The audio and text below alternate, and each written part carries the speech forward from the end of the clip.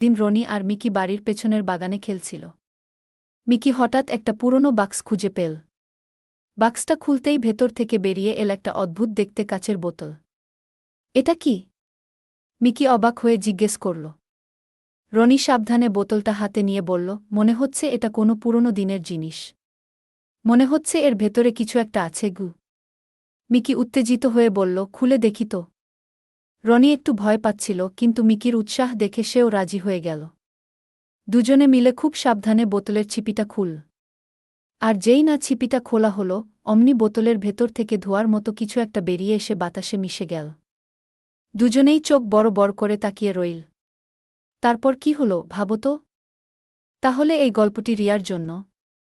এক ছিল ছোট্ট মেয়ে, নাম তার রিয়া। রিয়া ছিল ভারী মজার আর সব সময় হাসি খুশি। একদিন রিয়া তার পোষা টিয়া পাখি মিন্টুর সাথে বাগানে খেলছিল।